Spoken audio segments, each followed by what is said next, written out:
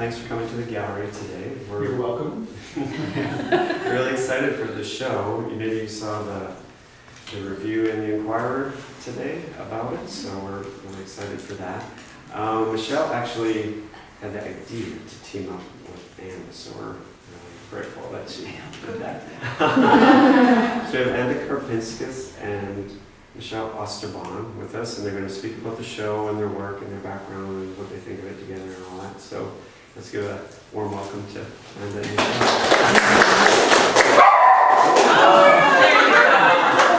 Very wonderful. Michelle and I have known each other for 15 years, and we've taught together at various schools throughout the city, at the University of Pennsylvania, and at Swarthmore, and now at Drexel. And so we've always been aware of each other's work. I think our work has been more divergent when we first met, and now I just kind of see it. Even though it looks very different, I think there's a real connection, in terms of what's solid and what's kind of atmospheric and amorphous. And I don't think it has to do with the darkness of these particular pieces, because I associate Michelle's work with light, and depth, and this incredible deep space. And whereas my space is more kind of, not so much on these pieces, but it kind of shuffles back a little bit and comes forward. In some cases, I suppose you could find some deep space, but I think it kind of exists more in the close fields and the middle grounds. But I'll talk about these smaller works, and my friend Marjorie Grigonis had said, oh, what made you start working on these smaller pieces? And initially I responded, well, I'd been to China a couple of years ago. I think in 2009, Drexel arranged to have an exhibit of its faculty at the Art Academy there. And so we went, we spent 2 weeks there, and I never really felt that I understood Chinese art very much. We just stayed in Beijing the whole time. And I saw this huge show of Tibetan Thangka paintings, and I fell in love with them because they're so active. There's so much going on. There was, it's a high narrative. There was evil going on, and then there was a little bit of good over here, and there are clouds. There's something gorgeous and something really gory, and then it was all mounted on these beautiful pieces of silk damask, and the colors didn't go together necessarily, and I loved that. And it was just a wonderful whole. So I came back and I started making these, for me, really large charcoal drawings. And I'd never worked with charcoal before. I learned how to use the medium from my students, because I wound up teaching them how to draw with charcoal. And here's something that I've never used, and let me see if I can teach myself too. And it worked perfectly because I was able to get such really deep, luscious darks and wonderful fine detail. And the drawings were, maybe about 50 inches by 38. So it's about, to me, it felt life-size, and the movement I had to make was sort of like this. It was my arm and the art. And the first 3 images that I was working on, work on them concurrently, so kind of like a little series of cards. Shuffle them around. When I get tired with one, I wouldn't know what to do with it, and I'd go on and work on another. And what I liked about those was I used to be so precise about an edge and a line, but on these drawings, if I was refining an edge, I was invariably messing up something else because I press up against it. I thought, I kind of like this. This is nice. It's really liberating. So. That kind of became a way of changing the space, and it just kind of changed the whole look of the drawing. It gave me the permission to kind of make big changes in it. Then, a couple of years later, Sarah McElhenney was a juror at the Woodmere Art Biennial, and one of my drawings had been juried into the show. And I had a friend who was working with my website, I said, listen, would you update my website? I need to get these drawings in here. And he said, sure, I'll do it. I said, but I can't pay you anything, you know, I can trade you something. He said, well, I don't want one of these big drawings, they're too big. Don't you have something smaller? I said, all right, well, time to get to work. So, I started working on these smaller ones, and actually, they've been a great, you know, at first I thought, oh, it's going to be tough to get that kind of movement, push and pull between them. But I really, it kind of freed me up to look in different places for inspiration. You know, at first, the first drawings were based on Chinese decorative elements, whether it was ceramic, whether it was fabric, whether it was, you know, architectural elements. And, you know, there's always wallpaper. Wallpaper is fabulous. There's always, you know, some sort of painting on a bowl. And lately, I've started noticing, oh well, and catting too, you know. I have a couple of these where is it? Certainly. Oh, this one here is based on a little lace work on a little hanky. My grandmother used to tat lace work, and we had all these antimacassars, and so that's kind of an homage to, you know, the memory of her handiwork here.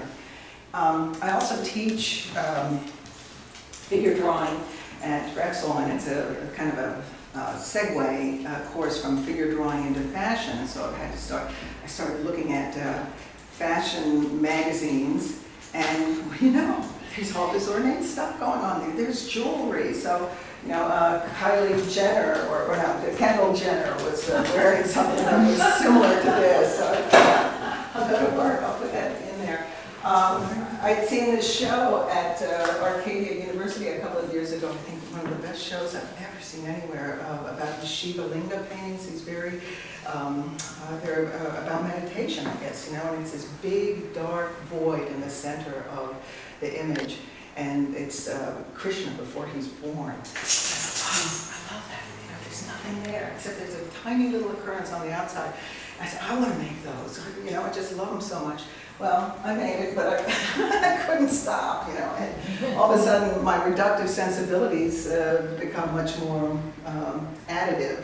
So I kind of started with that void, and, you know, here these medallions, again, you know, kind of came from that same idea, except I thought, well, it's, you know, I've got the seed here, I'll just go with this very kind of central image initially.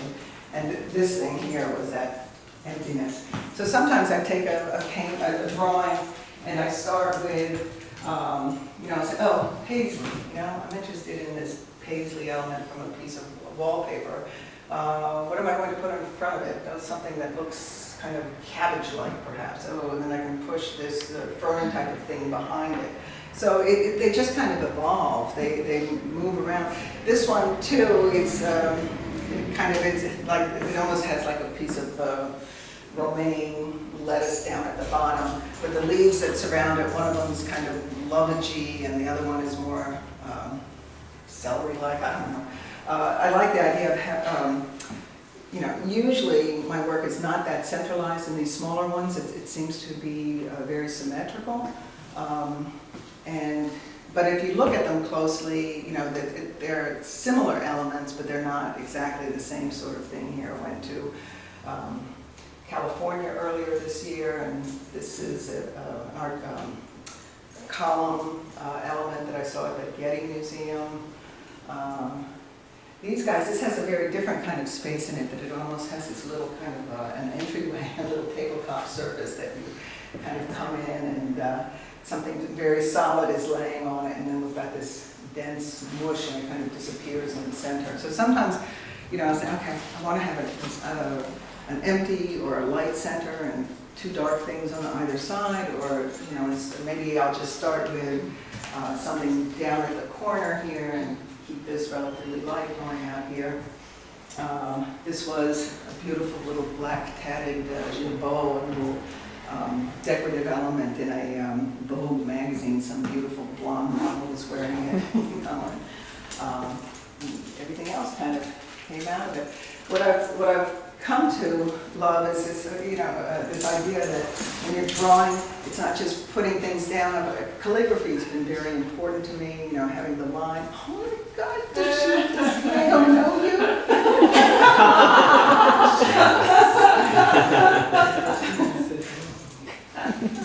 New friend.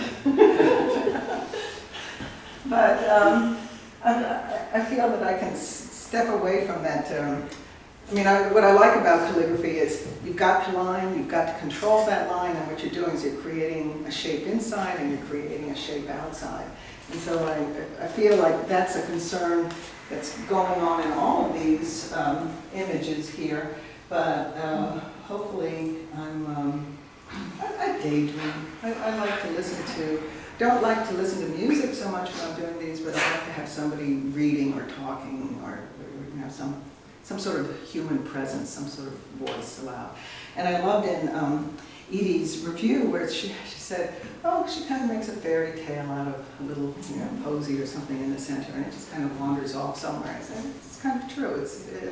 I have these narratives in my head, and whether they stay with the drawing or not, but it's always kind of some sort of psychological happening in each one of these. So, yeah. A couple of questions. Mm-hmm. When you start something, do you just start it and let it grow, or do you kind of do a sketch, or you have an idea what the whole overall composition is going to be? John, when I start, I sometimes think I know what they're going to look like. But they If they don't, they go somewhere else. Yeah. Second question, I look at something like that that's totally symmetrical, and geez, my hand is okay, but I could never do that. Yeah. Do you sketch them out in any kind of underdrawing before you start working, or do you just sort of start working them? I usually just start working, and then I realize that if I'm trying to keep it symmetrical, I better get to work and kind of rule things out, make sure that things kind of line up or line up more than I have them. But So usually I try to freehand it. So are there, do you use pencil lines that you erase then or something? How do you? No, I don't use pencil. I use very hard charcoal pencil. Yeah, and I just kind of lightly lay it in and kind of give myself an idea. If I think, like in this case here, I said, well, I did these guys, and I can do, from the center here, I can mimic that pretty well. Mm-hmm. But when it comes to these, all of a sudden, I draw it here and the other one's down here. So it makes sense to start kind of lining it up. Well, I was Put looking it in all- at that one too, where This you've one? got, This almost one's got a pretty- compass in this, I free-handed it initially, but then I have to go back to a little compass, make sure that I'm hitting the right Got it, spots. okay. Yeah. But the rest of, these guys, I didn't divide that up. I feel pretty good about that. So. well, it looks like you could put a protractor on, they'd be exactly 22 and a half but degrees. you'd be surprised they're not. Okay. It's an illusion. It's all an illusion.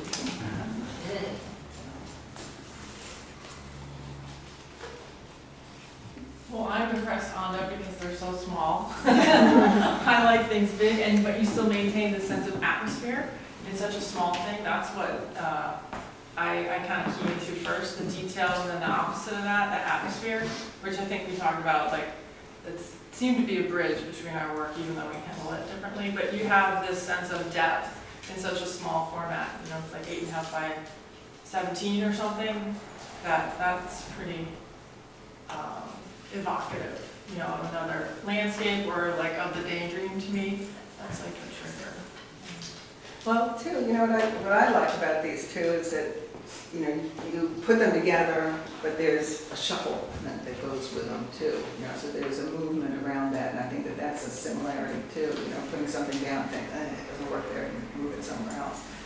Because when I came to your studio and I looked at these, it looked different. It was similar to what this was, but it's been rearranged. And People might be interested to know that it took about 6 hours to hang the shells wall, 15 minutes. Right. Just from the It's true. And another thing, a lot of your line looks like it's very fast. yeah, You know, it doesn't look like you're doing this, it looks like you're sort of just doing that. Even when the line kind of goes in and out of something, is that true, or do you just make it look like that? Both ways. Okay. Yeah. I try to start off fast. You know, I love the gestural line, love the gestural mark, but in many cases I have to refine it, so I go back and kind of erase around it, and then add some more and erase around it. So But it doesn't have little, stutters. you know, jerks.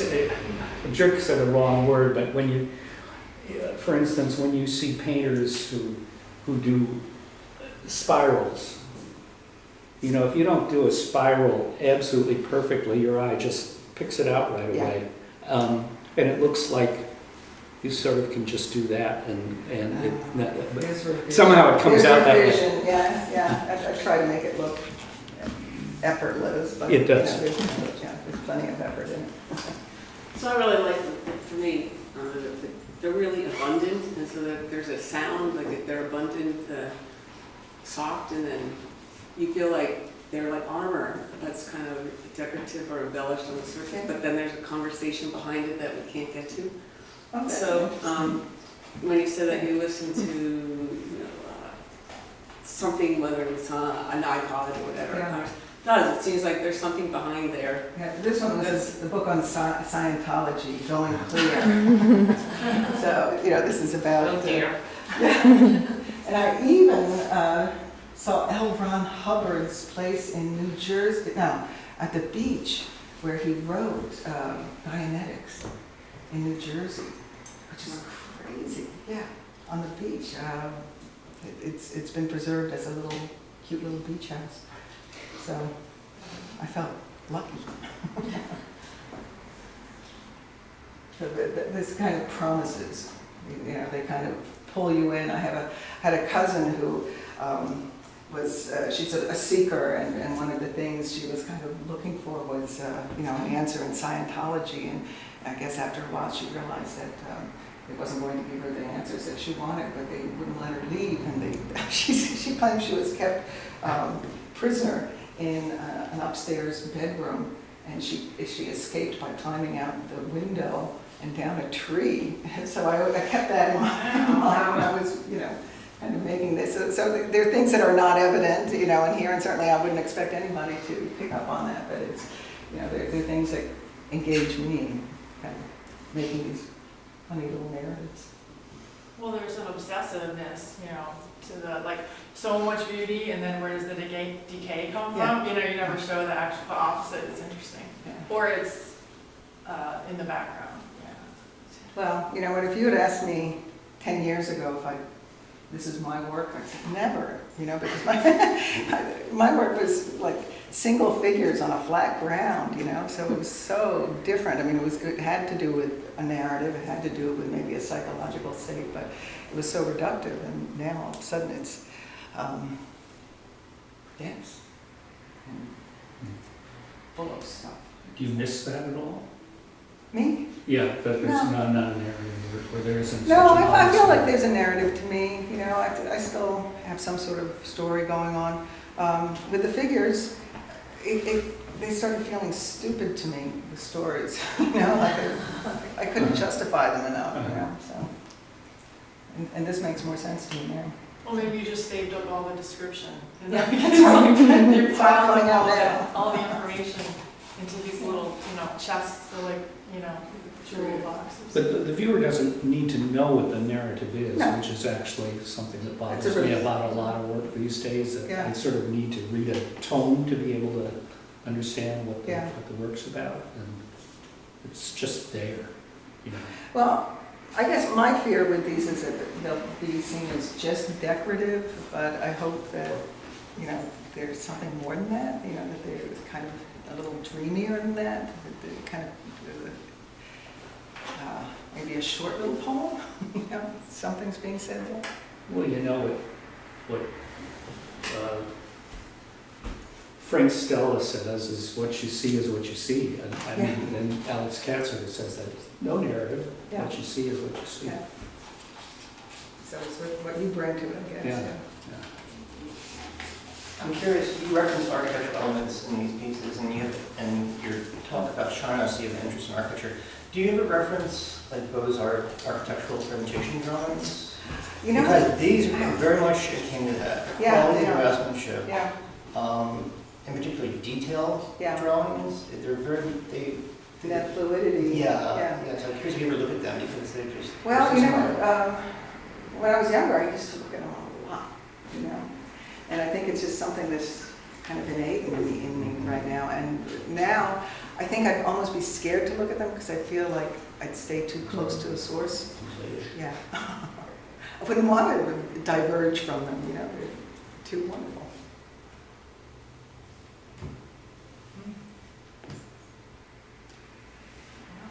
Well, I wouldn't mind having a little story of your, I think it'd be kind of interesting, but I don't know, it changes the dynamic. Because what's that yellow wallpaper, that book I read, his feminist women's studies class in college, you know, I can't remember.